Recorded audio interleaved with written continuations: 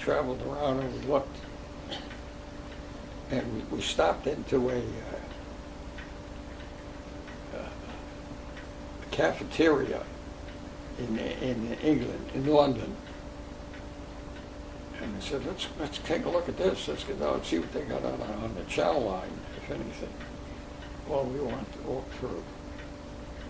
And we looked. And we came upon a tray of sandwiches. Gee, they look pretty good, but what are they? What kind of sandwiches are they? Well, they were watercress sandwiches. I never knew what the hell watercress was. Watercress sandwiches. Well, we couldn't pass them up. We had to have something to eat. And we bought a couple of watercress sandwiches. It was on white bread with just these green pieces of growth that was on the watercress. And they evidently enjoyed that over there, or maybe not enjoyed it, but they were glad they had something to eat. It was bad. It was very bad. And we went into London on the way in. To get to London, we pick up a train up there, the town of Cambridge, and we could take a train into London. From there, it was only maybe a couple of hours ride. And just as we get into London, we haven't even gotten off the train yet. The sirens start blasting. Air raid, okay? Air raid, and sure enough, we get off. We can hear some bombs going off in London in the distance, and the explosions it would rumble down the streets, okay? And you know that you're under attack. Well, we figured we were heading towards Piccadilly, and we went down into the subway, what we call the subway, which then it was the underground, called the underground. And we get down into the underground and wait for a train to pull in. And we get down on a platform, and there's civilians on a platform in double-decker bunks. This was their bomb shelter. And they were excellent bomb shelters. They were very deep, these underground shelters. You had to get down as many as 2 or 3 escalators to get down to the station.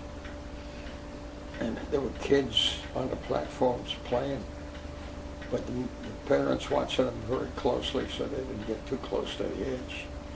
And I said to the guy, well, this is it. We're in a war, all right.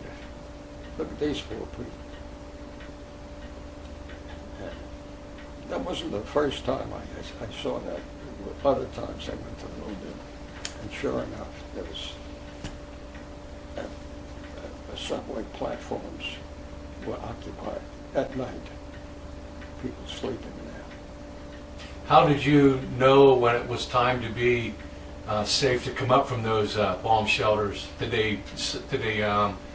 Was there other sirens that came on that allowed you to come up, or was it kind of guarded and you were locked in there? Well, you get an all clear. You get an all clear signal somehow. I don't recall that right now, but yeah, you find it and you get up. The escalators now are reversed upward, and but when you got up there, it was very dark out, okay, and the blackouts were almost total. You had to wait when you got up out of the subway, which was lighted with stairway lights and so on. When you got up, you had to stop because your eyes weren't accustomed to what you just walked into. It was very dark, pitch black. To get out into the street from the subways, okay, you walk towards, they had a big opening in a like a doorway, but no doors, no doors. It was just strips, heavy strips of black, like we have sometimes here in this country on windows. You pull a chain and if they close and they open, and so on. And you walk through these strips. You could go through, you could part of, go through them, and you'd see the light that was out there. Very little light, very little light. But they knew that the blackouts were absolutely necessary. Same thing with cars. The cars had blackout lights on them. You were in a war zone.